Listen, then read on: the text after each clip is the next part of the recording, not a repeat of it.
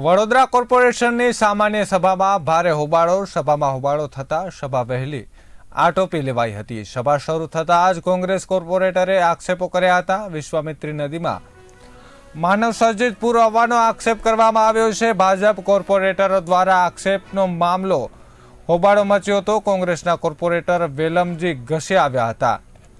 વાત કરવામાં આવે તો કોંગ્રેસ દ્વારા આક્ષેપો કરવામાં આવ્યા હતા કે આ માનવ સર્જિત પૂર છે. ભાજપ કોર્પોરેટરો દ્વારા આક્ષેપ મામલે હોબાળો કરવામાં આવ્યો હતો. કોંગ્રેસના કોર્પોરેટરોએ વેલમાં ઘસી આવ્યા હતા. બબાલ મેયરે તમામ દરખાસ્તો પર તાત્કાલિક વોટિંગ કરાવ્યું. દરખાસ્તો સભામાં બહુમતથી મંજૂર થતા સભા બરખાસ્ત કરી.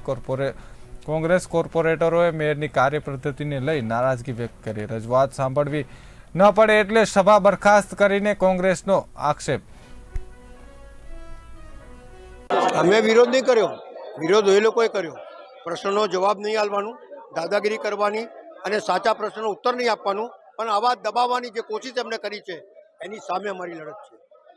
આ વડોદરા શહેરના વડોદરા શહેર નહીં, આખા હિન્દુસ્તાન નહીં અને આખા દેશ દુનિયાના તમે ચોથી જાગીર ગણાવો.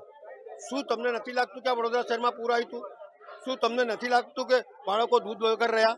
તમને નથી લાગતું કે 12 માણસ મરી ગયા છે? 5,000 કરોડનું નુકસાન થયું અને એનો પ્રશ્ન પૂછે તો જવાબ નહીં આલવાનો. પૂર તો આવશે તો 2,000 કરોડ રૂપિયા ખર્ચો કેમ કરો તમે લોકો? રૂપિયા ખાવા માટે.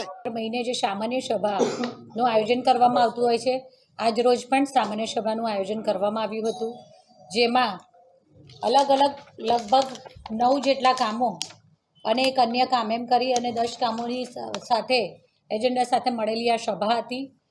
જે સભામાં વિરોધ પક્ષના કાઉન્સિલરશ્રીઓ દ્વારા સભાની વચ્ચે એટલે કે વેલમાં આવી અને રજૂઆત કરી અને સભાની શિસ્તનો ભંગ થાય તે રીતનું વર્તન કરવામાં આવ્યું, જેથી કરી અને વડોદરા શહેરના વિકાસલક્ષી કે વડોદરાના નાગરિકોના પ્રશ્નોને લક્ષી જે પણ કામો લેવામાં આવ્યા હતા, સભા જે એજન્ડા સાથે સભા હતી, આ બધા જ કામો હાથ પર લઈ અને એમાં જે પણ પ્રક્રિયા જે મંજૂર કરવાના હતા, જે મુલતવી રાખવાના હતા, જે સર્વાનુમતે મંજૂર હતા, આ પ્રક્રિયા પૂર્ણ કરી અને સભા શિસ્તનો ભંગ થતાં આજની સભા બરખાસ્ત કરવાની ફરજ પડી છે.